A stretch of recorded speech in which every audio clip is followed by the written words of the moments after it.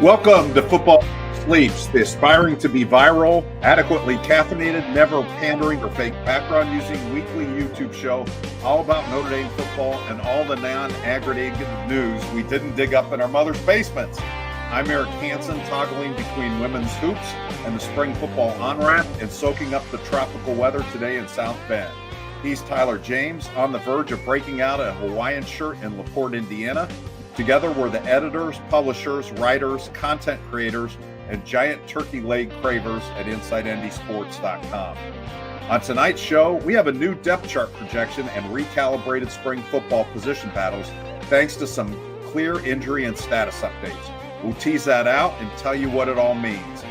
Our impressions of new football GM Mike Martin, recruiting updates, and your questions, comments, compliments, and maybe even bribes. That's all ahead, so buckle up and start filling up the question portal. This is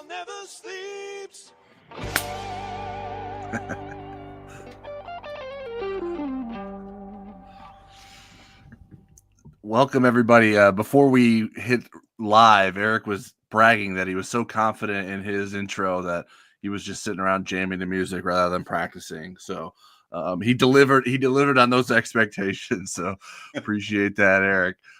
Thank you to our live viewers who are here tonight, even if it feels earlier than normal because of the daylight savings. We love seeing you guys in the chat. For the uninitiated, make sure that you're subscribed to us here on our YouTube channel, which only costs you a click. And that allows you to get in questions during the show and put our content into your feed whenever we post a video. We'd also like you to join us over at InsideNDSports.com if you haven't already. That's where you can get access to our premium analysis and recruiting coverage and special access to us over on the Insider Lounge, where we share our inside information first. You can try us out over there for 30 days for free using promo code NDYT. There's a link to subscribe in the video description below. Hello, Jeff. Hello, Irish fan. We appreciate you all joining us. And we plow ahead as we're into March. Still waiting for spring football, but gladly still waiting for spring football. But it'll be here before we know it. Our opening drive tonight, it was going to be those injuries that we did get updates on that Eric mentioned in the intro. Rob Hunt, Notre Dame football's head athletic trainer, met with reporters on Thursday to provide a lengthy and detailed update on injuries impacting the Irish heading into the spring football, which starts next week. Hunt gave us 4 different categories of players: those who are sidelined for the spring, those who will have modified activities, those who will get some extra rest, and full participants who are working back from absences last season. I'm going to put a link in the chat for those of you who haven't seen the full list, and then we'll start talking about them as well. Let me grab this link right here. All right, you should see that. You can click it if you'd like, and then let's start out, Eric, with those of Notre Dame's players who are out for the spring. The new revelations came as it relates to 3 players: safety Jalen Stroman, a graduate transfer from Virginia Tech; offensive lineman Chris Tarrick, a junior reserve for the Irish; and defensive tackle Davion Dixon, a freshman early enrollee. Tarrick, who has right foot and left shoulder injuries, and Dixon, who has a right pectoral injury, didn't necessarily figure to be significant contributors this spring, but Stroman did. Stroman's broken clavicle from last season never fully healed, so the Irish had to address that. He should be able to do some running by the end of spring per Hunt, but he won't get full contact. Eric, how do you think that impacts Stroman's ability to earn a starting job? It doesn't mean he can't or won't eventually win the job, but it kind of adds a layer of vulnerability, and this is why I say that. We had a similar situation last spring when Rod Hurd II couldn't participate because he was finishing up academic stuff at Northwestern. And so during that time, Adon Schuler took advantage of those extra reps, the extra exposure, and really put himself in a position to compete for that starting job. Now, he needed to keep coming, and he did. He beat out Rod Hurd II in training camp, and yet Hurd was still a very valuable member of that secondary, but Schuler won the job. I think that could happen this spring when you think about Stroman missing, and he missed almost all of last year. And then you have some young guys like Luke Talich, Jadon Blair, Tay Johnson, etc., they could ascend and be in a better position to compete, or at least make it a timeshare situation. That's how I look at it. How about you? Yeah, it does. It sort of feels eerily similar, and that I feel like it leaves the door wide open for someone to emerge. Now it takes someone to emerge too. Like, it's not like Adon Schuler earned his opportunity and took full advantage of it. So we'll see if any Notre Dame safeties can do that with Stroman injured. Luke Talich would probably be my pick personally, as someone who has the most experience of that group. But there's young guys like Kennedy Urlacher, Tay Johnson, and even Jadon Blair, guys that you mentioned that I think are capable. I don't know. It might be sooner than you'd like them or hoped or need them to be ready, but the situation may dictate that they're the best option. So I at the very least, they're going to get more opportunities this spring with Stroman out and Schuler having the opportunity to get some rest. I think the good side for Stroman, which was similar to Hurd, is that he's here and learning everything. Hurd was at a lot of the spring stuff. Stroman's been here since January and got to take part, or at least get a sense for what winter workouts are like at Notre Dame, and probably feel more comfortable and fitting in than Hurd, as someone who's more of an observer, even though Stroman is sitting out practices, but at least is more a part of things. So I'm interested to see what happens there, and hope for Stroman's case that he can get back healthy and give himself a fair shot to be a starter as well. And just a little bit of a help here. If you want to look at the depth chart while we're talking, and you can tear yourselves away from this eye candy, it's in our drop down menu now on InsideNDSports.com. So if you go to the top and click on football, you'll see depth chart. Just click on that. That is synced up to our 2025 depth chart instead of the Ohio State game. All right, cool. I'll grab that and throw that in the chat as well. As for the other players who are out for the spring, Jordan Botello and Boubacar Traore, defensive ends, offensive lineman Ashton Craig, tight end Cooper Flanagan, cornerback Chance Tucker, and linebacker Kahanu Kia. No real surprises there, but Rob Hunt gave positive updates on Botello, Traore, and Craig about their returns for the summer and fall. How important do you think it is for Notre Dame to get all three of those guys back? And maybe then how would you rank them in terms of order of importance for the Irish next season? Ideally, you'd like all three of them back, because one of them would be a starter and two of them would be a dynamic presence at the Viper position. And I would put them in this order, though. I would go Traore, Botello, and Craig. I think Botello's the more known quantity, and he was having a great start to 2024 when he got injured. Traore, you could see the upward movement in his where he's going to end up as a player. I mean, I think he could end up being a high draft choice down the road if he can stay healthy and kind of pick up that trajectory. Notre Dame needs pass rush. They need to be able to manufacture a pass rush against elite offensive lines, elite offenses, without having to put them at risk by blitzing so much like they had to in the Ohio State game. I mean, you can see the value of that. With Craig, I think he's a really good center. I think there are other alternatives on this team if he were not ready to go. You could end up with Anthony Knapp there. You could move another guard there, an interior player, and you could have Sullivan Absher be a starting guard. So there are options there that are pretty good, but I think Ashton is still the best of them. How about you, Tyler?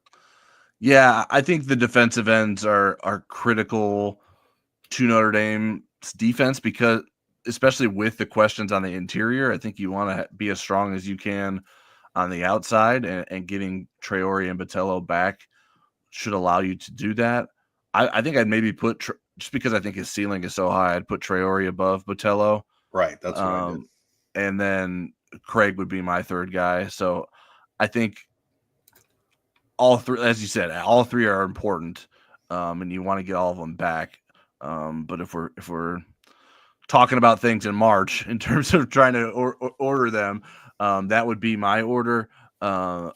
It's very positive to hear that they're on track, and the fact that they'll be able to get to do stuff this summer, that should be helpful in getting them prepared for whatever roles that await them. Particularly Botello, Rob Hunt was very complimentary in how he's attacked things, and really hardworking in his way back. Not to say that those other guys aren't, but Botello to be so determined to do that and come back to Notre Dame and make one more run at it. There's probably a lot of motivation there for him.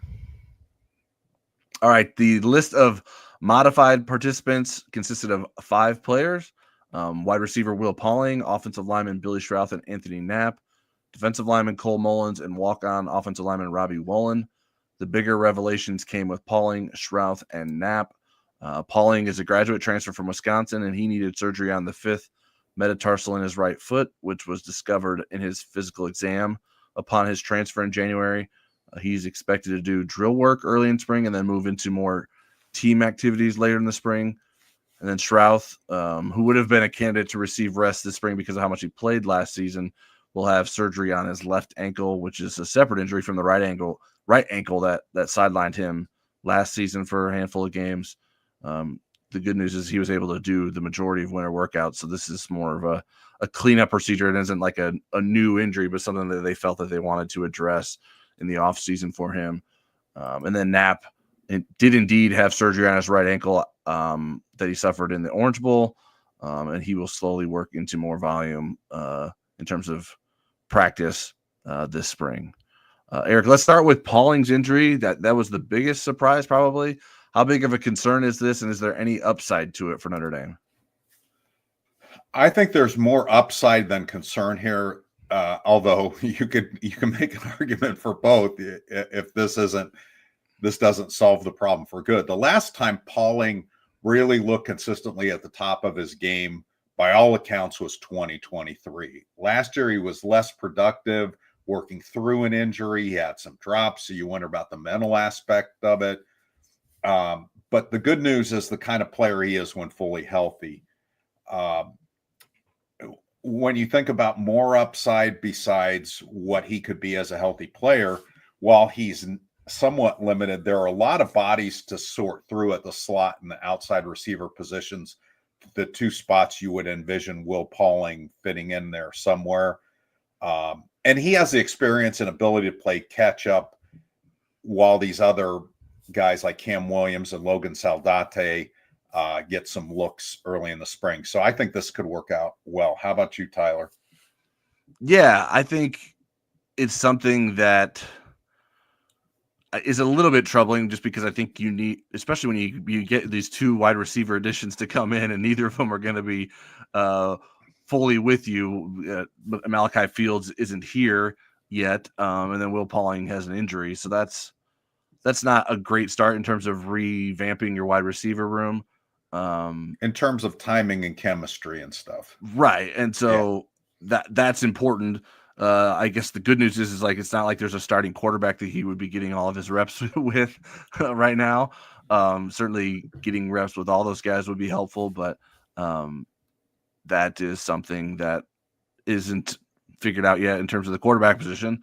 I think it's fair to wonder if that injury had anything to do with his dip in production between the last 2 seasons. But I don't know. That's us speculating. I don't know that we could say that for certain. I mean, in what I've read from the Wisconsin writers, that was kind of their speculation last season, but we won't know until we see it. Yeah, and he had a great year with Mike Brown coaching him, so maybe he can replicate that. 74 catches for 837 yards and 6 touchdowns is certainly far better than most of Notre Dame's receivers the last few years in terms of production. So that would be a welcome addition if he can replicate something like that.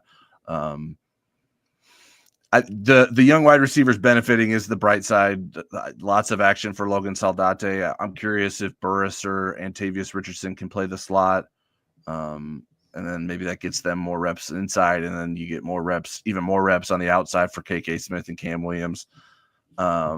I just think Notre Dame's young receivers are going to have plenty of action this spring, and maybe that creates situations like we were talking about at safety. So maybe some of these guys really take a step up this offseason and put themselves in a position to take time away from either these new additions or guys like Jordan Faison or Jaden Greathouse. And obviously you want to see those guys continue to excel as well and take the next step in their careers. But the more, the merrier in terms of talented wide receivers who can get on the field and contribute for Notre Dame. And then in terms of the offensive lineman, how much does the status of Strouth and Knapp impact what we expect to see from the offensive line this spring? I think Craig's optimistic timeline of him coming back and being ready for training camp and at least the season, it kind of mitigates the concerns about Knapp's limitations. Knapp could have been an alternative at center. I guess this gives you an opportunity to see more of Sullivan Absher and maybe even somebody down the depth chart like Peter Jones. You could also work some of the tackles at guard to see if there's a fit inside for one of them. Notre Dame suddenly has a lot of young tackles. But for me, the concern is it slows. If you're considering Knapp for that left tackle spot versus Charles Jagaza, I think that it makes it difficult for him to win that spot, and I'm not sure that he needs to win that spot. I think maybe inside is his best position anyways. Strouth, healthy, I think, is Notre Dame's best offensive lineman. I know that Jagaza crowd will rain down on me probably, but I do think that that's the case, and I think him getting healthy is the number one thing, no matter what that looks like in the spring. Yeah, Strouth is in my opinion, the biggest certainty on Notre Dame's offensive line. I think Emil Wagner's not far behind him, but I think Strouth is in position to be Notre Dame's best offensive lineman with a healthy season. Now maybe guys like Charles Jagaza can end up stepping up and being that and getting an opportunity to be a starter for the full season. The Knapp portion of it, I don't know that it brings any clarity, and I don't know how much clarity we were going to get this spring in terms of, okay, what is his future position? I don't know that he needs to prove anything at left tackle. I mean, he just played a whole season there. So right. Joe Rudolph knows what he has been and certainly probably has a good idea of what he can become. And there hasn't been a lot of Don't you think with him it's more about getting bigger and stronger physically? I mean, it seemed like that was his bigger shortcoming than not knowing his assignments as the season went on. It just felt like there were certain defensive ends. When you looked at him and Tosh Baker, for example, he looked like Tosh Baker's little brother.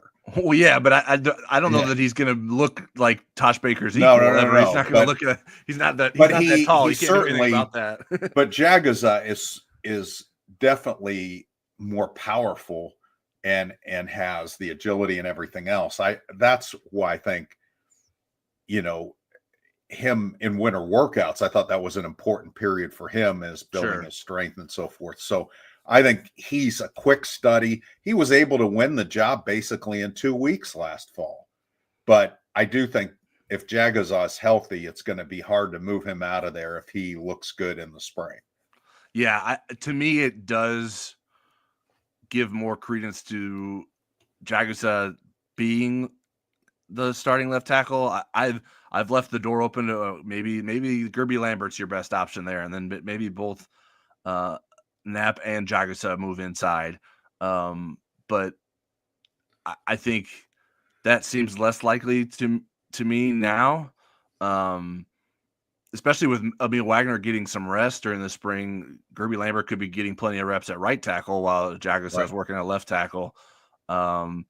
So to me, overall, I think the biggest impact is that in terms of the offensive line, it's going to be much more about individual development than unit cohesion, because you're going to have guys maybe even taking reps that they're not going to play in the fall, guys that are stepping up just because of other guys that are hurt and need time to recover.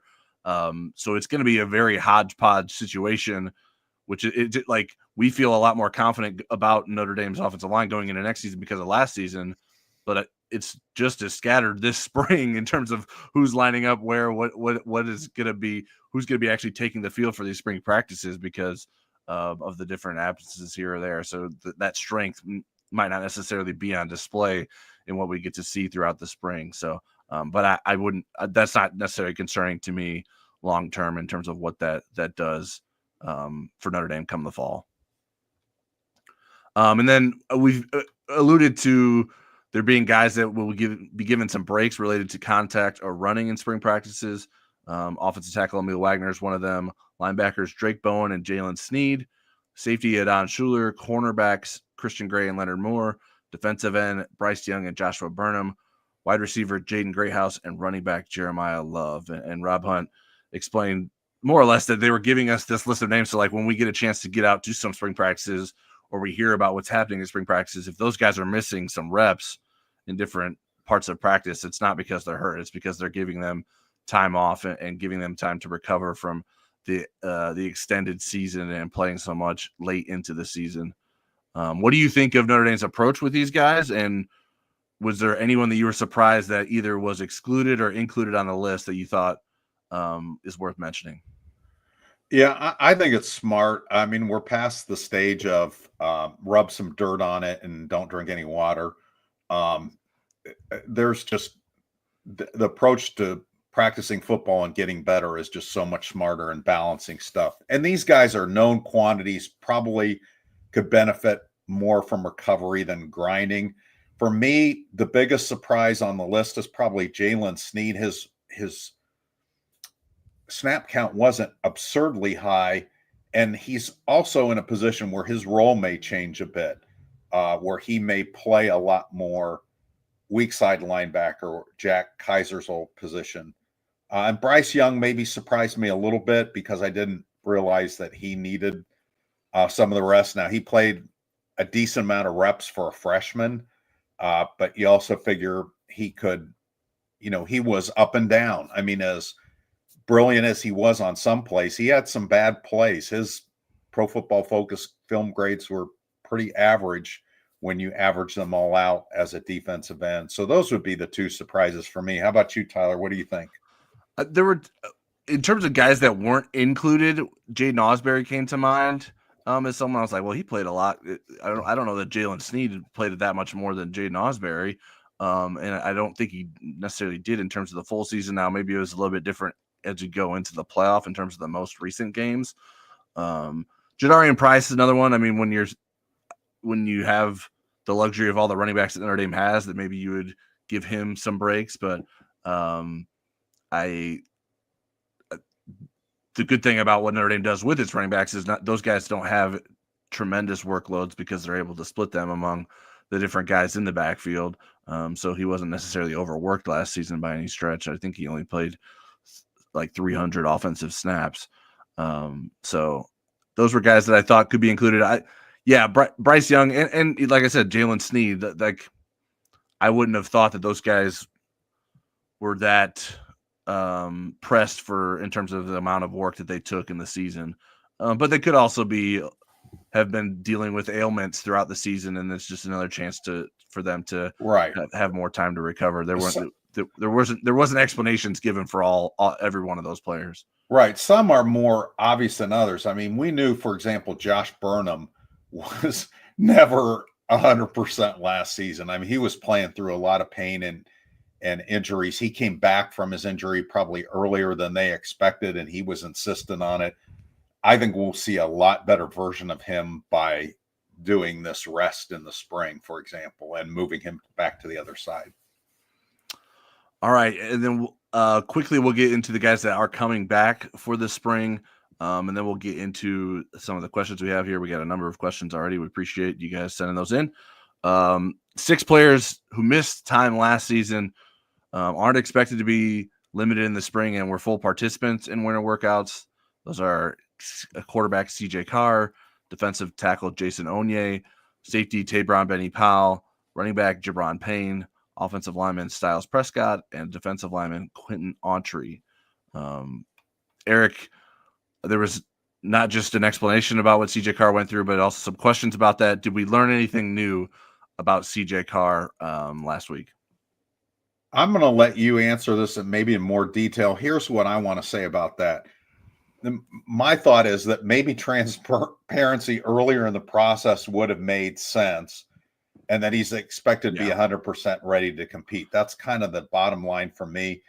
I was having a conversation with a couple other writers as we were walking to our cars after the, no pun intended, after the press conference, and they were belly aching, and justifiably so, about the lack of transparency earlier, and that this led to some sloppy reporting and speculation about Carr. I don't think lack of transparency is an excuse for sloppy reporting. Yeah, I would agree with you there. Yes. And so, but I do think that there was nothing that was gained by not being transparent. Yeah. So what did you think about the Carr information, and did you want to add some details? Yeah, and Rob Hunt alluded to that when there's not all this information out there, sometimes it can lead to that. He said that Notre Dame had a 10 to 12 week return from within the first few days of his injury diagnosis, and felt like it had executed that plan really well. It was just a slow and intentional process. And for those that didn't know what Notre Dame's plan was or what was going on there, when you see your alleged future quarterback star not throwing passes in warmups, it's easy to wonder what's going on. But Notre Dame wasn't really forthright with exactly what the plan was there, other than and they were asked about it. Yes, yeah, and it wasn't like we weren't asking. It just we weren't getting very clear answers. Now maybe that was, I don't know if they thought they didn't want to bring more attention to it, or they didn't want it to be a big discussion point. But I think if you addressed it properly once, then I don't think it comes up more than once. But that wasn't how things went last season. But according to Rob Hunt, CJ Carr is good to go. That is encouraging, and obviously who a lot of people believe could be Notre Dame starter next season. The other official return for Jason Onye, I think, is important. How big do you think that is for Notre Dame? It's, I think, potentially better than anybody they got out of the transfer portal at that position. When you think about, and potentially better than anybody on the roster that's coming back. Now, I think Gabe Rubio will have an argument there, and maybe Donovan Heinisch, but Jason Onye at best is going to be your best interior defensive lineman. At worst, he's a guy that you can count on in rotation. So that's a pretty high floor. Yeah, and to me, it's the biggest positional question mark for Notre Dame outside of quarterback is the defensive tackle position going into next season. And even though Notre Dame's quarterback position is a question mark, I think you feel better about the options at quarterback than you do about the options at defensive tackle. Now, maybe some folks would disagree with that, but at least that's my perspective, that even though we don't know who Notre Dame starter is going to be, I think there's confidence that Notre Dame has capable quarterback starters on the roster, and maybe doesn't have the depth and talent it needs at defensive tackle, but we could certainly be proven wrong as it comes to that next fall too. All right, let's hop into questions. And while we're on the topic, Brian Habermill says, does Rob Hunt talk to the media every year, or is that new? That's the first time I can remember him talking to the media since COVID. And that stuff was all COVID related. And I hope that it becomes a staple, because I thought it was really useful, and he answered all the questions and was great detail. Yeah, that was very helpful, beneficial, I think, to everyone involved. I understand sometimes during the season, if they believe there's a competitive advantage to be gained in terms of being fully transparent, although Notre Dame did make availability reports this year in terms of guys who were questionable, but that wasn't always, you couldn't always predict what that meant. But especially in the off season, to have this information and to also get asked questions is helpful too, because sometimes Notre Dame will release information on injuries in terms of so-and-so tore his ACL, he's going to be out for this amount of time. But for us to be able to ask questions, I think was beneficial too. I thought being able to ask about Jeremiyah Love was huge. I asked about that one, and he Yeah. gave a really great detailed account of how that went through the playoff and so forth, and that surgery was never considered for him. Yeah, I kind of felt bad for Mike Martin because I feel like all the news of the injuries sort of overshadowed the introduction of the new general manager, in my opinion, because there was just so much information to report on that Rob Hunt gave us that was what we wanted to get out in front of at least our readers first, and I think a lot of people felt the same way. Irish fan says, based upon spring availability and your updated depth chart, do you see guys being moved from defensive tackle to field end to even out the numbers? No, not really. And that's not always a real natural fit. There's guys that can do it, and there's guys that have done the other way, like Brendan Vernon has moved inside. Mucom kind of came in as a defensive end-ish kind of player, Armel, and he's inside. And I don't know that it's going to be a problem with numbers, especially when some of the freshmen come, like Chris Burgess Jr. and Hulak and those guys. Joe Reif. I think you're going to have enough numbers. Burnham is going to be now in the spring, yeah, with some of the people coming back from injuries and some being limited, but you're still going to be able to get Logan Thomas a lot of really good reps. And I think that's important because I think he's a guy that could really help you down the road as soon as he gets defensive end sized. So I don't see them moving guys out to the edge. Yeah, I maybe Junior Tuihalamaka take some field end reps as a veteran player that has experience. That would be a way to sort of even things out because your numbers for the spring are short there. Maybe there's probably some walk-on guys that can take some of those reps in spring practice as well behind the projected number ones or the guys who are taking first team reps in the spring. But yeah, I mean, I would be surprised if some of these guys who are more fit for defensive tackles take some reps just to take reps. It's better to take reps at defensive end, maybe out of position, than to be watching, especially when there's reps to be had. So I wouldn't be surprised. Who would you put out there? Cole Mullins or somebody like that, maybe? Well, Mullins is coming back from an injury, so I don't know that I would put him there. Right. I think Brendan Vernon probably. I mean, I know him like trying to be a defensive tackle is a big focus for him, but I think if you need someone to take reps there, I think that would be someone that you could do that with. I don't know. Maybe even Jason Onye could do that. I don't know. Jason Onye played a little bit of it in the Miami, Ohio game. Remember? Right. Yeah. I don't know what his physical shape is. Like, is he as big and strong as he was the last time we saw him? I don't know that we have an answer for that. So maybe that could play a role. But obviously, like we're talking about, that seems like someone that would be desperately needed on the inside. So I mean, maybe there's some guys that move down from like linebacker that we talked about when they have so many numbers there, and maybe that changes some things up. But yeah, they're going to have to be creative in terms of getting bodies on the field at some of those defensive positions because the numbers are short when you talk about injuries and guys that would be getting some extra rest.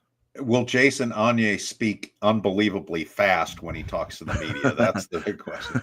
He and Kavari Russell are the two people that I have speeds on my playback that I've knocked it down a speed to transfer it. All right. Jeff Stevens asks, I see a couple of transfers have injuries that were not fully evident or maybe healed as soon as expected. Is ND able to do their own physicals on transfers prior to an offer being extended? I'm not sure that they can or would do that. I think they do their homework and know that that's a possibility.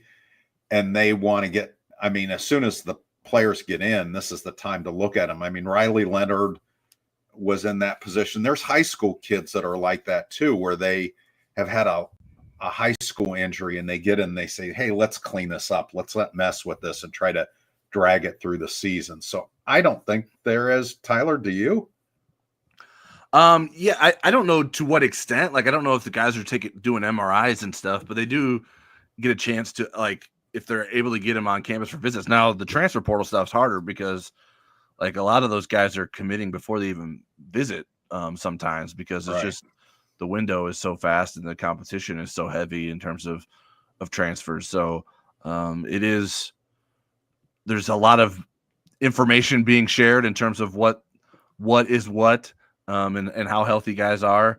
But I don't know that they're able to get a full physical until they get them on campus for real, to have Right. their And own Stroman doctors. and Pauling both were injured last year. Stroman for almost the whole season, it didn't play. Pauling played through injury, so they knew of, and Mike Brown had a relationship with Pauling, so I'm sure they would have talked. Yeah, and I mean, I don't know that, like, if a player goes in say you're Wisconsin's training staff and Will Pauling's already in the transfer portal, are you going to withhold information if Notre Dame reaches out to you in terms of what you know about him? Like, I don't know. I don't know. I just don't think it would be very beneficial for Wisconsin to, like, try to withhold information if it has it, and if Notre Dame's aware to ask those kinds of questions to people that maybe they know or have relationships with. All right. Smoking Scott says, out of the box question, with all these teams canceling their spring games, are they still eligible to have the 15 practices? They are. They don't have to have that 15th practice be their spring game. So yes, they are eligible to have 15 practices. Yeah, there is not, you don't have to have a spring game. That's a choice, and it's not like in return for having a spring game you get a certain amount of practices. So the spring game is one of those practices, regardless of how you try to form it. Joseph Kurlagan Jr. says, do you think Notre Dame will take advantage of NIL and restore Notre Dame to the glory of the 1970s and 1980s? How about the glory of the 2024s? They were on the doorstep of a national championship. Joseph, there's NIL and there's revenue sharing, and the model's going to change a little bit here. But I know what the gist of your question is. Is Notre Dame going to be competitive in this area? And will it allow them to be competitive enough to compete for national championships as these rules continue to evolve? Yes, I do think Notre Dame will be. I mean, we won't know that until we actually see that. But there's commitment from the administration, commitment from football to be able to take advantage of these resources. I think Notre Dame will be well positioned. Yeah, and I think there's confidence from those who watched what Notre Dame did this past season to believe, like, oh, we have something worth believing in and something worth pouring money in, based on what Marcus Freeman is doing with the Notre Dame football program right now. So I would imagine all the support financially will be there. I think there's still those limitations in terms of academics that Notre Dame is hamstringing itself with. Like, obviously Notre Dame believes it can do that with student athletes who have academic aspirations. But there still are limitations in terms of what Notre Dame can do, in terms of getting guys to come to Notre Dame and be successful, because there are challenges in the classroom that Notre Dame holds close. And that isn't going away from any indication. So that will continue to be something that Notre Dame has to deal with. But I don't think that in terms of financial commitments to the program, that will be a major hurdle for Notre Dame moving forward. All right. ND Sailor says, how effectively can they make a decision on the starting quarterback when so many receivers aren't practicing? Well, I mean, there's not a ton of receivers that aren't practicing. And yeah, you can make a decision on the quarterback because they'll grade you on the receivers that they do have. I mean, it's just like the season. I don't know that you need every receiver there to be able to evaluate who your best quarterback is. So yeah, but I don't expect necessarily that the decision will be made at the end of the spring. We'll see. They have not put that kind of timetable on themselves. If it's clear, they'll name a starter. Then if not, they'll go through the summer with whoever they have, whoever's not in the portal, and they'll resume the quarterback competition in training camp. Yeah, I think you can judge a quarterback on his ability to put the ball where it needs to be and make the right decisions regardless of whether or not the receiver catches it, right? Like that's sometimes like what the receiver does at that end doesn't necessarily dictate whether or not the quarterback did his job correctly, right? Like those two things can be different results. So I think there's still plenty of information that Notre Dame can gain. Like you might not be able to understand, okay, this is what CJ Carr can do with Malachi Fields, or this is what Steve Angeli could do with Will Pauling because of the situations that Notre Dame is dealing with. But I think in terms of the guy that you have the most confidence in making the right decisions and making those plays, you can ascertain that from practices. And I don't know that they're going to fully commit to an answer by the end of spring anyways. But I do think that they'll have plenty of data and practice and questions and decision making to gain insight into what these quarterbacks can do. All right, Mike DeVoy says, which freshman are you most excited to see this spring? Off the top of my head, I'll go Jadon Blair.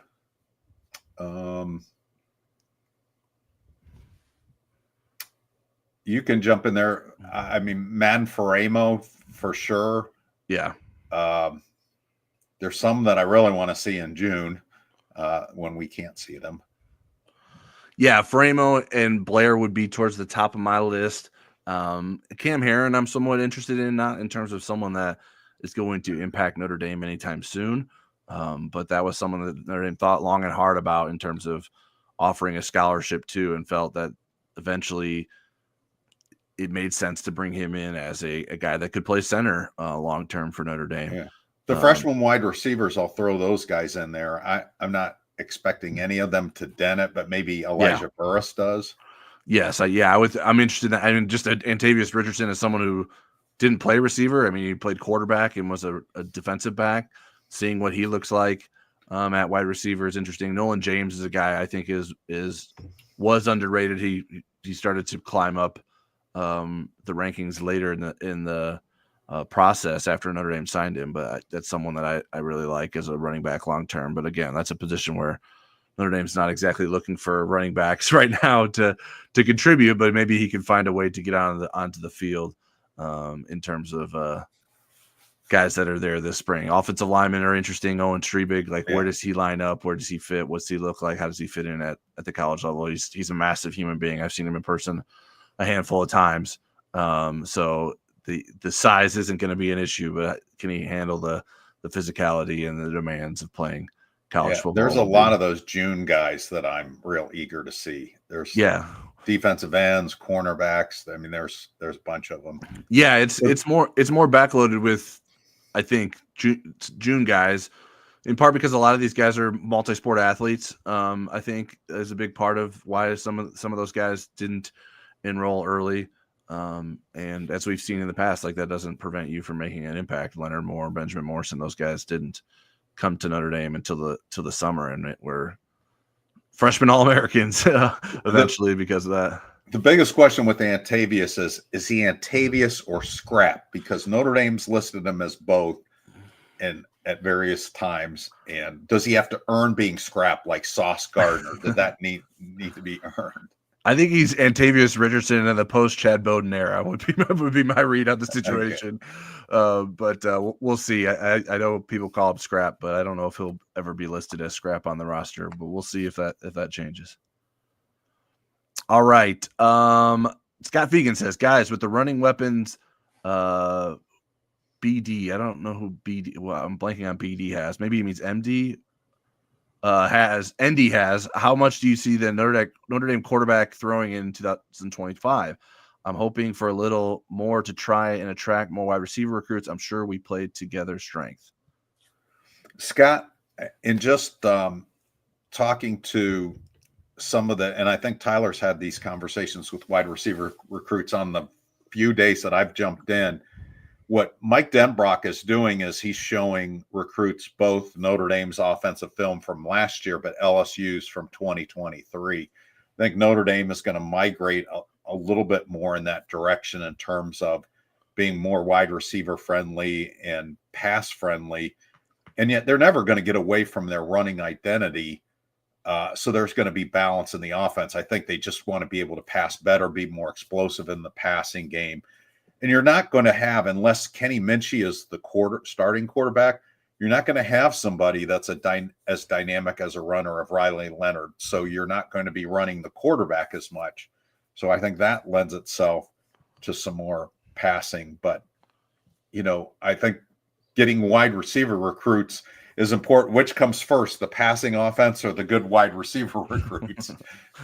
Well, I think as evidence of recent history as it relates to Notre Dame, it seems to be the passing offense needs to come first because wide receiver recruits have not been lining up for Notre Dame right now.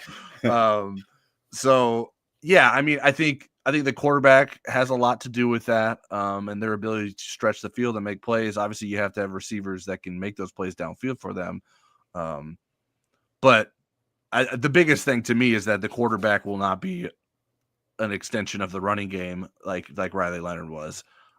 If we're handicapping who becomes Notre Dame's quarterback, I would put Minchie as the third option behind Carr and Angeli. And even then, I don't know that Minchie is probably anywhere close to what Riley Leonard is as a runner. No. I think he is a nice athlete, but Riley Leonard was a special runner as a quarterback at the college level. So I do think Notre Dame will throw more as it relates to that, but they will have arguably the best running back in college football and maybe the best backup running back in college football next season.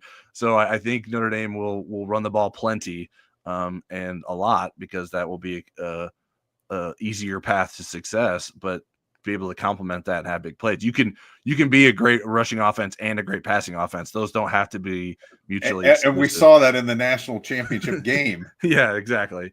Now I don't know that Notre Dame's offense is going to look like Ohio State's national championship offense next season already. But they don't have to be mutually exclusive. You can have success in both paths. All right. Jeff Stevens says, is there any chance that Notre Dame could lose the 2026 opener at Lambeau Field due to conference schedules and changes?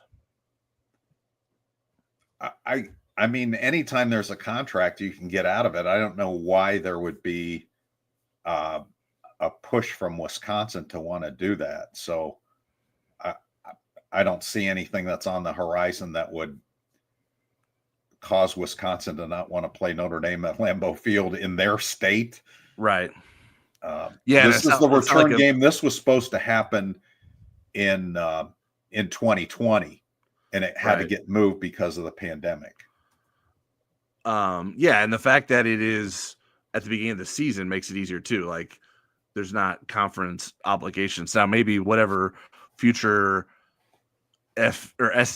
SEC Big Ten scheduling agreement that may be happening, like, I still don't think that would preclude Wisconsin from being able to play that game. I don't know, whatever that becomes, if that does become, I don't know how soon that will even take place and because that would impact everyone's schedule if they do something like that right away. I would be surprised if it gets changed. It's been something that I think a lot of people are very interested in making sure it happens. So I would be surprised if anything prevented it from happening, barring a global pandemic, which messed up the thing in the first place. All right. Jeff Stevens asked another question, which will get us into the next topic I wanted to get to. And Jeff says, spring practice schedules seem to be cloaked in secrecy. Is this to avoid espionage or due to true schedule uncertainty or to avoid outside distractions? Is spying really a thing? My take on it is some of it they came upon honestly, in that the extended season took a lot of things where they had things in pencil and they had to erase them and say, okay, let's push things back. Let's look at the sports science implications and decide what makes the most sense. And Easter being so historically late this year also kind of threw a wrench into things. I also think that they're trying to, as far as like not having us publish the schedule, is more related to not having, they're not trying to get the average fan away from coming and getting autographs after practice, but the people that make money off of autographs and stuff, I think they're trying to cut down on that, especially with all the construction that's going on around the practice facility and stuff. They're just trying to cut down on that kind of stuff. As far as spying, they're pretty good at being able to make sure that that doesn't happen with all the blocking out of the fences and having ushers that are checking for people. I've seen people sneaking, looking peeks through the fence and so forth, but they just seem to be fans and not somebody that's from the University of Michigan.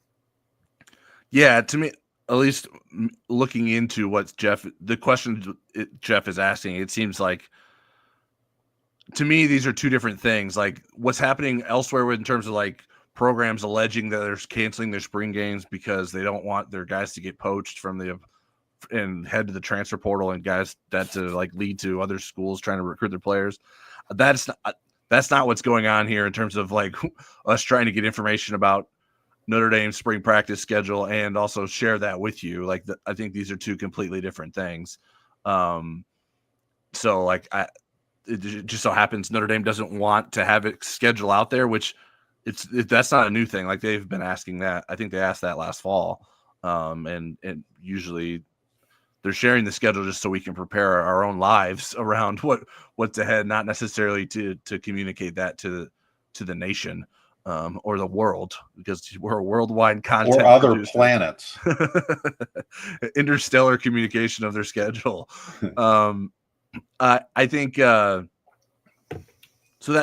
me that's why it is. And then I wanted to get into in terms of the number of practices, and that was going to lead us into the next part of our conversation, Eric, that we also spoke to Associate Athletic Director for Sports Performance, John Waggle, who explained how Notre Dame's long season has influenced their plan for the spring.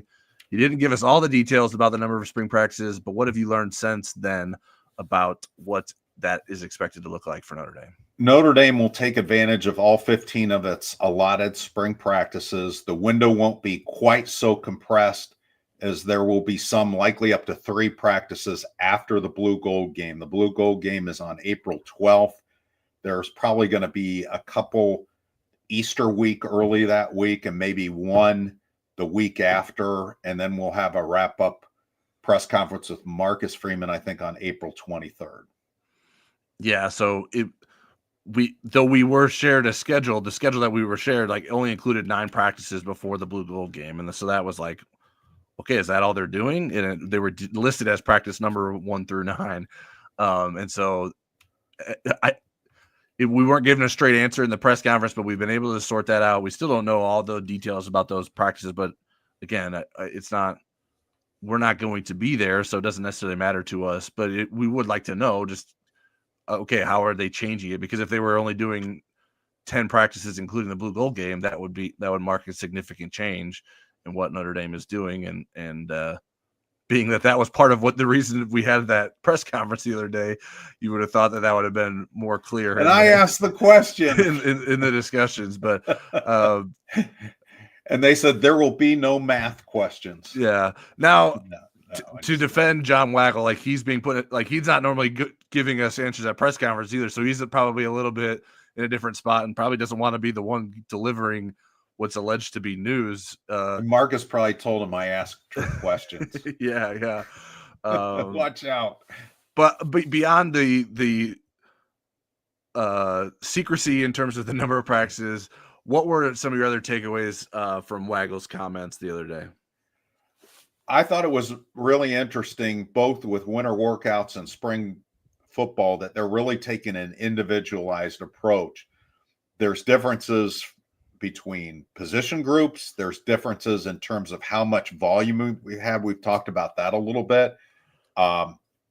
There's differences within position groups on how guys will practice and so forth. How much they lean into sports science, including sports psychology, which a lot of you guys asked about after Amber Selking wasn't retained. Nutrition, concussion prevention, injury prevention. People will say, what injury prevention? How it's a balance between not pushing too hard and pushing hard enough to get your team ready. Other thing is how much they pay attention to snap counts and yet realize that that's just the beginning. Not all snap counts are created equal. So that's just the beginning of the discussion, not the end of it when you look at counts. All right, Eric, we're getting to the end of our show here, and we have some more questions and a lot of stuff that we could still talk about. So to do some on-air producing, do you think we should prioritize the questions we have, or do we want to make sure that we talk about Mike Martin as well? I want to get to the questions just because these people that showed up live deserve that, and then right. we can refer them to your great Mike Martin article, and we can also hit it again next week. All right, cool. Sounds good. All right. So Scott Fegan says, question for the spring. Notre Dame wins the championship if, and please don't say if they win their playoff games. And Scott followed up with that and said, I'm looking at you, Eric. So he's on to your wise words. So he wants to make sure that you're answering the question thoughtfully. Do I need to keep my feet flat on the floor and my hands flat on the keyboard when I answer it? I'm going to say Notre Dame wins the national championship if Notre Dame's quarterback play is as good or better than last year, and with that, and they win their playoff games. No. I'm giving three things: that the wide receivers are the surprise position on offense, as in good surprise, and that the interior defensive line is the surprise position on defense. Those three things. How's that? Yeah, if I would to boil it down to one thing, I would say Notre Dame wins the championship if CJ Carr is as good as everyone thinks he is. Like to me, that like if you have to pick one thing to turn out that for me, number two is pass rush. Though those are the two things that we're missing. I mean, that were the separator from Ohio State, Notre Dame, don't you think? But I think so. I just don't know that we're going to know those in the spring. Now we're not going to know how good CJ Carr is, but if CJ Carr grows out and looks like he's the next best thing at quarterback, then I think we start to get the answer to that, or have some faith that could potentially be possible. But yeah, I mean the pass rush I think has to be there. I have some confidence in Jordan Botelho and Boubacar Traore returning and that influencing Notre Dame's ability to rush the passer. I agree, and I love Burnham on the other side. Yeah, Burnham and Bryce Young. Yeah. So I think and Chris Burgess. The edges are good for Notre Dame. The defensive tackle position are certainly questions, and they got a lot of sacks from that interior last year. Yeah, but I think that was also a combination of you didn't have it from the exterior too. So those are your best pass rushers, unfortunately. Like if Notre Dame just gets run stuffing and block eating at the defensive tackle positions, I think that's fine. I think right. But Anye is a guy that I think could have a burst and be a guy. Sure. Yeah, and Jared Dawson has had some sacks in his career, and so like I think there can be more from that. But like if you're just like, we don't know what we're getting from this position, if we can just guarantee that, like I think that could be enough. Like I don't know that Notre Dame has to have. Okay, we satisfied Scott's. I didn't give him a smart aleck answer. He should be happy with those answers. All right, Jeff Stevens said, do you see Notre Dame making a preseason PR push for Jeremiyah Love for the Heisman? I think they'll have the graphics and everything ready. I don't think they're going to overdo it. I think back when I first got into the business back in the Stone Age, it was very important to have PR campaigns and to almost have them the year before. Now I think people get sick of the people that are so saturated in August and September. So you want to be a little bit more subtle with it and kind of start pushing toward the end of October. Yeah. It doesn't feel like something that's a big preseason push anymore. Like obviously it's a conversation. People like so-and-so is the like, especially if you're talking about betting odds and stuff like that. But I don't know that you need to have it preseason, but I think you have to be ready for it. And a lot of that preparation comes in the preseason in terms of how you want to market and the plans for that. Like assuming Jeremiyah Love does X and is who we think he's going to be, what are we going to do come October, November to really promote him and try to right? They're not going to change the pronunciation of his name from Love to Leisman, like Thiesman to Theismann. You don't. I mean, having a name like Love, there's a lot you could do there. You don't need to do any changing with it. Watching, you don't really need to be very creative either, because you just hey, watch what he does on the field. I think it should. That should be one of the easier jobs around Notre Dame, is how to pitch him as a Heisman. Now, having the stats to win the Heisman as a running back seems fairly unlikely to me. But just because of, I don't know that he's going to get as many carries as Ashton Genty, and even Ashton Genty couldn't win the Heisman. So obviously, being a Notre Dame running back changes your profile and would allow that to maybe be different, especially. I think he'd have to be team. Involved in the passing game, maybe even in the return game. That seems to juice it up, but I don't think they'll do that. All right, and then return. I wanted to get into recruiting because we had a couple of questions. Xander Cruz, Mr. Negative, is why is recruiting so god awful? And Sid Irish says, what is wrong with 2026 recruiting? I'll let you answer those. And Xander, I hope you didn't wake up on the wrong side of the bed. So in terms of, for those that aren't following recruiting on a daily basis, 3 Notre Dame targets in the 2026 class committed elsewhere over the weekend. Wide receivers Connor Salmon and Naeem Burrows. They both committed to Clemson, and safety Kasani Giles committed to Washington. The big loss of that trio is Salmon, who is considered one of the receivers, who I considered one of the receivers who was most likely to commit to Notre Dame. And that was based on reporting too. That wasn't me just guessing at a name. He's ranked as the number 36 wide receiver and number 245 overall in the class. Clemson had a big weekend. It picked up 3 offensive line commits and 2 wide receiver commits.